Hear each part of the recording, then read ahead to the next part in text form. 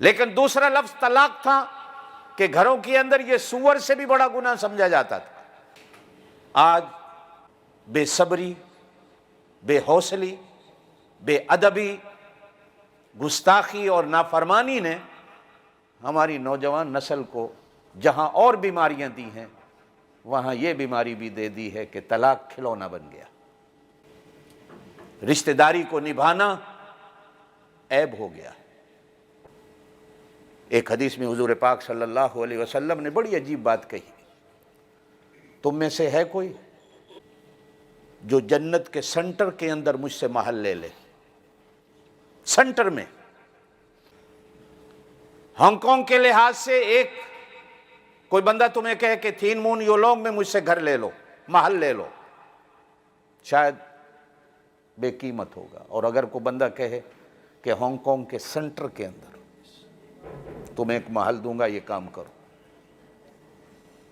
बल्कि अगर हमें तो कोई कह दे कि एक झुग्गी डाल के दे देंगे सेंटर में, तो हम वो ईमान भी बेचने को तैयार हो जाएंगे कि चलो हांगकांग के सेंटर में झुग्गी तो मिल रही है।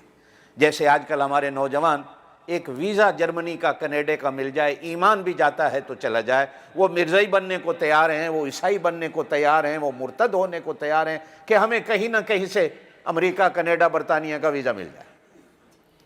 और फिर कहते क्या है जी, असी तो उत्तू तो होना है ना, विचों तो नहीं ना होना।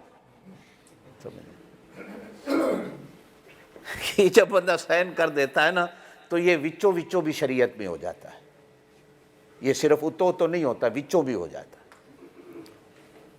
इसलिए कि मोहम्मद मुस्तफ़ा सल्लल्लाहु अलैहि वसल्लम जैसे सच्चे नबी के होते हुए अगर उत्तो उत्तो भी किसी तुसी झूठे को नबी मान लिया, ये देख लो कि मेरे मुस्तफ़ा की कीमत क्या आपने लगा दी है, मेरे मुस्तफ़ा की कदर कीमत आपके यहां क्या है, हम नहीं समझते। लड़कियों के पीछे बेदीन, वीजे के पीछे बेदीन, हुजूर पाक सल्लल्लाहु अलैहि वसल्लम जैसी हस्ती और शख्सियत को एक लहजे के लिए उनसे मुंह मोड़ लेना कि जी मैं उत्तो उत्तो कर रहा हूं। मेरे दोस्तों, ये वो दौलत है कि अगर आपने उत्तो उत्तो भी की तो विचों विचों भी निकल जाती है, ये याद रखिए।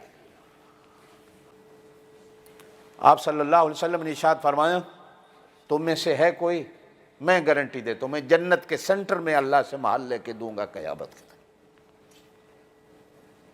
सहाबा ने कान खड़े किए, हुजूर क्या कह रहे हैं, जन्नत के सेंटर में?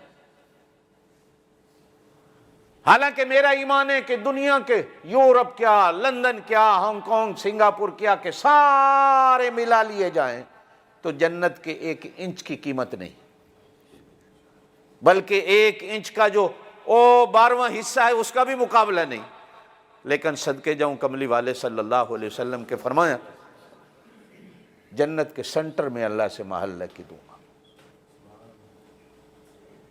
साहबा ने कान खड़े किए, हुजूर क्या कह रहे हैं? इरशाद फरमाया, जो इस रिश्तेदारी को निभाता है, कोशिश करता है कि ये मियाँ बीवी का रिश्ता चलता रहे, निभाने की कोशिश तुम कर लो, क़यामत वाले दिन जन्नत के सेंटर में अल्लाह से महल लेके मैं